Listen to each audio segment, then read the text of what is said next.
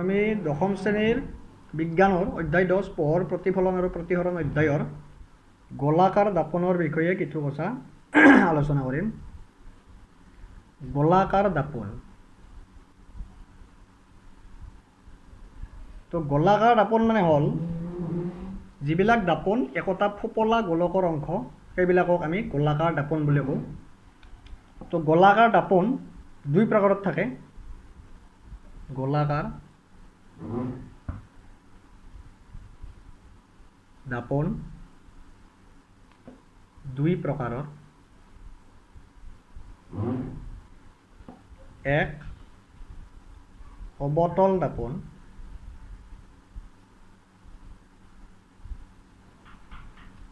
বা অভিহাৰী দাপন। অবতল দাপন বা অভিহাৰী দাপন। অবতল দাপনৰ আন এটা নাম অভিহাৰী দাপন। 2 নম্বৰ উত্তল দাপন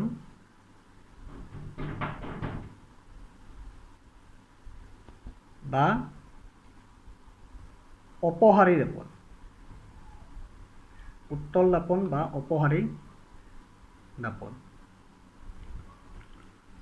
তো এতিয়া আমি যদি দাপন চাওঁ, আমি ক'লোৱে গোলাকাৰ দাপন মানে একোটা ফোপলা গোলকৰ অংশ। তো অবতল দাপনো একোটা ফোপলা গোলকৰ অংশ, উত্তল দাপনো এটা ফোপলা গোলকৰ অংশ। তো আমি এতিয়া আঁকিবলৈ চেষ্টা কৰোঁ দাপন দুখন কেনেকৈ আঁকে। প্ৰথম অবতল দাপনখন আঁকিছোঁ। তো এনেকৈ আমি যেনেকৈ এটা বৃত্ত আঁকো, বৃত্তৰ নিচিনা এটা আমি কেন্দ্ৰ কৰি কম্পাছডাল এনেকৈ দিওঁ, আমি এইখন দাপন পাই যাম। ইয়াৰ বাহিৰফালটোত ৰং কৰা থাকিব।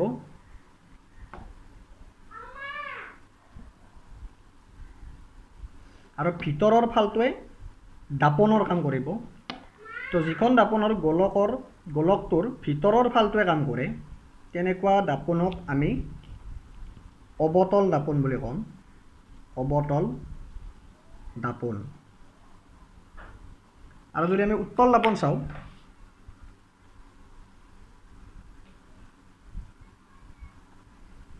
উত্তল দাপনৰ সেই একে।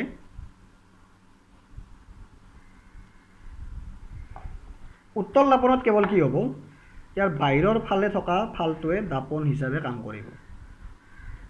ইয়াৰ ভিতৰৰ ফালটোত ৰং কৰা থাকিব, বাহিৰৰ ফালটোৱে ইয়াৰ দাপনৰ কাম কৰিব। তো এইখন হ'ল আমাৰ উত্তল দাপন।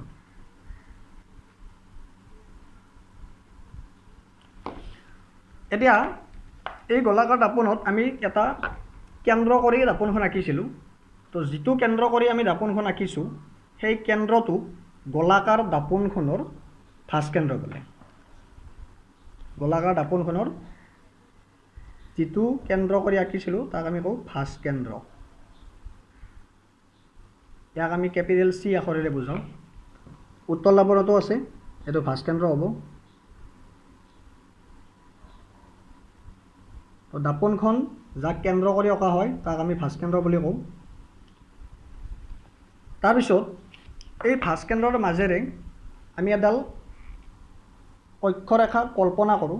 কাল্পনিক ৰেখা এডাল আমি আঁকি যদি দিওঁ, এই কাল্পনিক ৰেখাডালক আমি কওঁ মুখ্য অক্ষ, প্ৰিন্সিপাল এক্সিছ। মুখ্য অক্ষ বুলি ক'ম।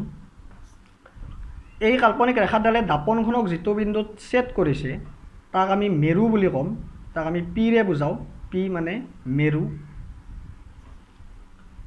আৰু এই ভাঁজকেন্দ্ৰ C আৰু P, ভাঁজকেন্দ্ৰ আৰু মেৰুৰ একেবাৰে সমাজৰ যিটো বিন্দু হ'ব, মধ্যবিন্দু হ'ব, এই ভাঁজকেন্দ্ৰ আৰু মেৰুৰ একেবাৰে মাজৰ বিন্দুটোক আমি ক'ম মুখ্য ফকাছ। মুখ্য ফকাছ বুলি কওঁ। তাক আমি কেপিটেল Fৰে বুজাওঁ। Capital F। ঠিক একেদৰে উত্তল দাপনতো সেই একেই হ'ব। এনেকৈ এডাল যদি আমি কাল্পনিক অক্ষৰেখা আঁকো তাক আমি মুখ্য অক্ষ বুলি ক'ম। দাপনখনক যিটো বিন্দুত কাটে তাক আমি মেৰু বুলি ক'ম। ভাঁজকেন্দ্ৰ আৰু মেৰুৰ মাজৰ বিন্দুটোক আমি মুখ্য ফকাছ বুলি ক'ম। মুখ্য ফকাছ F। এই ভাস্কেন্দ্ৰ আৰু মেৰুৰ মাজৰ যিখিনি দূৰত্ব, ভাস্কেন্দ্ৰ আৰু মেৰুৰ মাজৰ যিখিনি দূৰত্ব, ইয়াক আমি কওঁ ভাঁজ ব্যাসাৰ্ধ বুলি। ইয়াক আমি আৰেৰে বুজাওঁ। এতিয়াও এইটো ভাঁজ ব্যাসাৰ্ধ হ'ব, ভাঁজ ব্যাসাৰ্ধ আৰ। তাৰপিছত এই মেৰু আৰু ফকাছৰ মাজৰ যিখিনি অংশ, ইয়াক আমি ফকাছ দৈৰ্ঘ্য বুলি কওঁ, ফকাছ দৈৰ্ঘ্য। এতিয়াও এইখিনি ফকাছ দৈৰ্ঘ্য হ'ব। ফকাছ আৰু মেৰুৰ মাজৰ যিখিনি দৈৰ্ঘ্য, তাক আমি ফকাছ দৈৰ্ঘ্য বুলি কওঁ। ইয়াক স্মল এফেৰে বুজোৱা হয়। মুখ্য ফকাছক কেপিটেল এফ, ফকাছ দৈৰ্ঘ্যক স্মল এফ, ভাঁজ ব্যাসাৰ্ধক কেপিটেল আৰ আৰু ভাস্কেন্দ্ৰক কেপিটেল চিৰে বুজোৱা হয়। তো এইখিনি কথা আমি জানিলোঁ। আমি অৱতল দাপোন বা উত্তল দাপনে গঠন কৰা প্ৰতিবিম্বৰ বিষয়ে এতিয়া আমি জানো, আৰু সেই প্ৰতিবিম্বৰ বিষয়ে জনাৰ পিছত আমি চিত্ৰ আঁকিব লাগিব। পৰীক্ষাত আহিব, মেট্ৰিকত প্ৰত্যেকবাৰে আহেয়ে যে ৰশ্মি চিত্ৰ অংকন কৰা অৱতল দাপনৰ ক্ষেত্ৰত বা উত্তল দাপনৰ ক্ষেত্ৰত। আৰু ৰশ্মি চিত্ৰ অংকন কৰাৰ আগত আমি জানিব লাগিব ইহঁতে গঠন কৰা প্ৰতিবিম্বৰ বৈশিষ্ট্য কি। অৱতল দাপনে গঠন কৰা প্ৰতিবিম্বৰ বৈশিষ্ট্য বা উত্তল দাপনে গঠন কৰা প্ৰতিবিম্বৰ বৈশিষ্ট্যবিলাক জানিব লাগিব। তো প্ৰতিবিম্বৰ বৈশিষ্ট্যবিলাক জানোতে আমি প্ৰথম জানিব লাগিব প্ৰতিবিম্ব কেই প্ৰকাৰৰ, সেইটো জানিব লাগিব। প্ৰতিবিম্ব দুই প্ৰকাৰৰ। প্ৰতিবিম্ব থাকে দুই প্ৰকাৰৰ। নাম্বাৰ 1 সৎ প্ৰতিবিম্ব, সৎ প্ৰতিবিম্ব। আৰু নাম্বাৰ 2 অসৎ প্ৰতিবিম্ব। সৎ প্ৰতিবিম্ব আৰু অসৎ প্ৰতিবিম্ব এই দুই প্ৰকাৰৰ প্ৰতিবিম্ব আছে। যিবিলাক প্ৰতিবিম্ব দাপোনখনৰ সন্মুখত গঠন হয়, দাপোনখনৰ সন্মুখত গঠন হোৱা প্ৰতিবিম্ববিলাকক আমি সৎ প্ৰতিবিম্ব গঠন বুলি ক'ম। তো অৱতল দাপোনৰ সৎ প্ৰতিবিম্ব ইয়াত গঠন হ'ব, সৎ প্ৰতিবিম্ব ইয়াতে গঠন হ'ব। উত্তল দাপনৰো সৎ প্ৰতিবিম্ব ইয়াত গঠন হ'ব।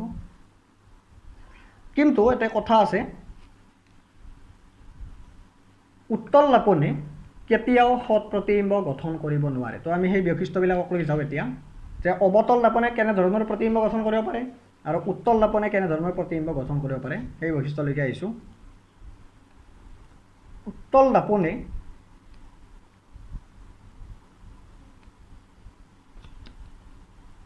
কেৱল অসৎ প্ৰতিবিম্ব গঠন কৰিব পাৰে। উত্তল দাপনে কেৱল অসৎ প্ৰতিবিম্ব গঠন কৰিব পাৰে, ই কেতিয়াও সৎ প্ৰতিবিম্ব গঠন কৰিব নোৱাৰে। তো এইটো আমি এটা ইম্পৰ্টেণ্ট কথা, এইটো মনত ৰাখিব লাগিব।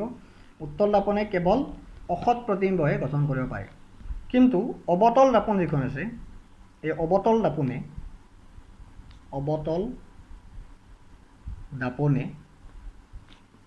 সৎ আৰু অসৎ দুয়ো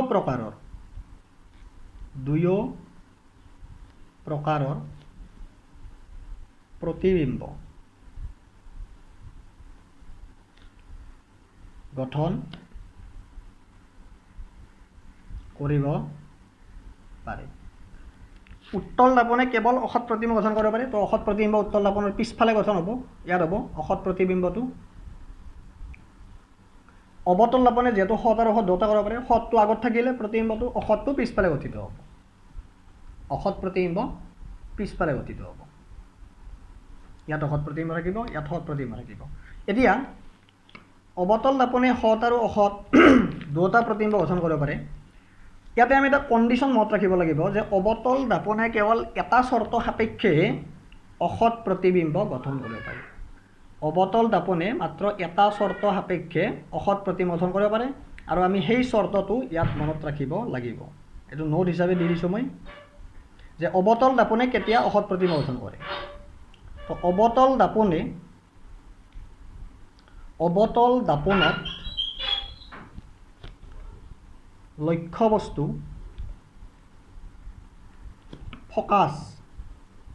ফকাছ বা মুখ্য ফকাছ আমি যিটো কৈছিলোঁ ইয়াতে এফেৰে চিহ্নিত কৰিছিলোঁ, ফকাছ আৰু মেৰু মানে কি কৈছিলোঁ আমি, মুখ্য অক্ষডালে দাপোনখনক যিটো বিন্দুত ছেদ কৰে সেই বিন্দুটোক আমি মেৰু বুলি কৈছিলোঁ। তো মেৰু, ফকাছ আৰু মেৰু মানে আমি কি কৈছিলোঁ, মেৰু পিৰে বুজাইছিল, পল। মেৰুৰ মাজত ৰাখিলে অৱতল দাপোনত লক্ষ্যবস্তু ফকাছ আৰু মেৰুৰ মাজত ৰাখিলে ই অসৎ প্ৰতিবিম্ব গঠন কৰিব পাৰে।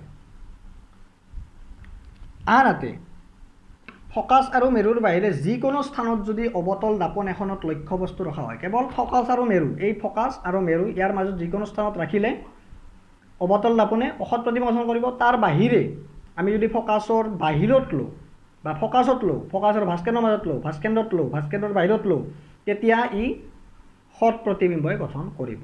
কেৱল ফকাছ আৰু মেৰুৰ মাজত যদি এটা লক্ষ্যবস্তু ৰখা হয় অৱতল দাপোনৰ ক্ষেত্ৰত, তেতিয়া ই অসৎ প্ৰতিবিম্ব গঠন কৰিব।